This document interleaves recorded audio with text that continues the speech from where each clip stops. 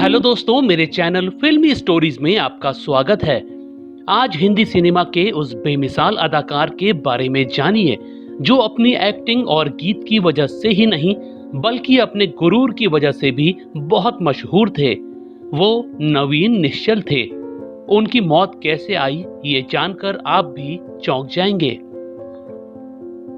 पुराने दौर का एक मशहूर गीत आपने जरूर सुना होगा, रात कली एक ख्वाब में आई और गले का हार हुई।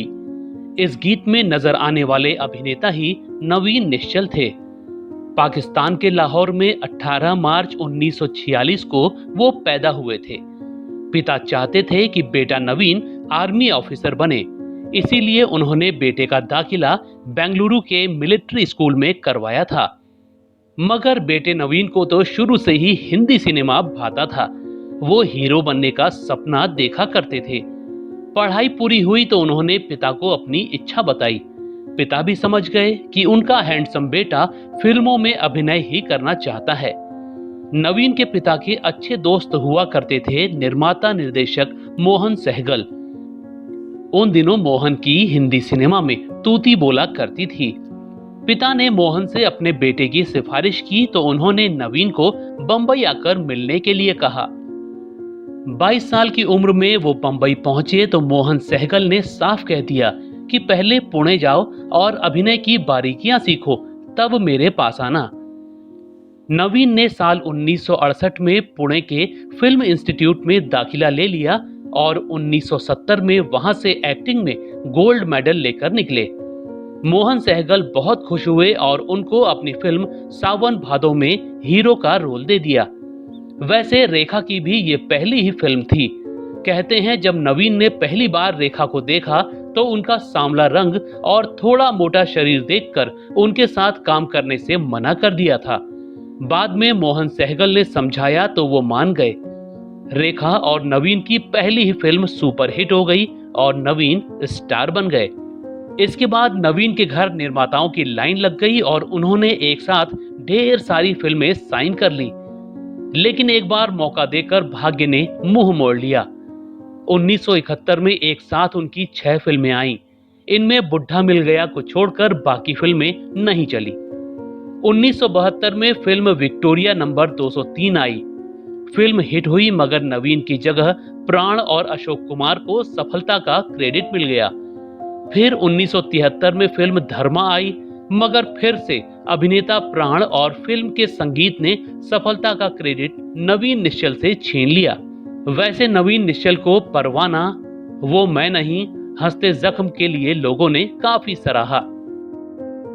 नवीन जिस तेजी से ऊपर चढ़े थे उसी तेजी से नीचे भी आने लगे।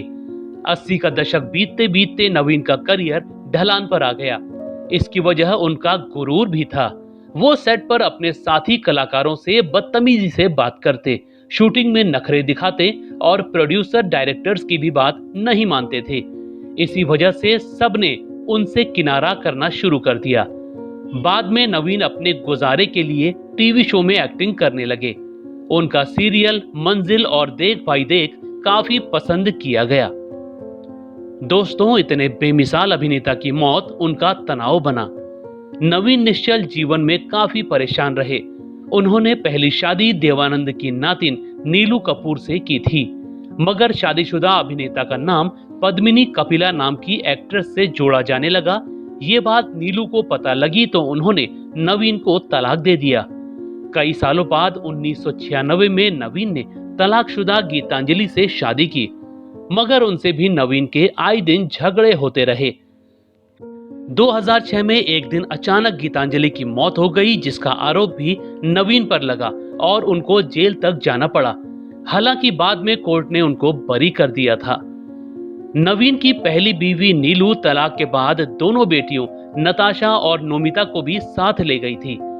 नवीन दोनों को बहुत प्यार करते थे और उनसे मिलने व बात करने के लिए तड़पा करते थे, मगर दोनों से न उनकी बात हो पाती और न ही वो मिल पाते थे। इसी वजह से नवीन काफी तनाव में रहने लगे।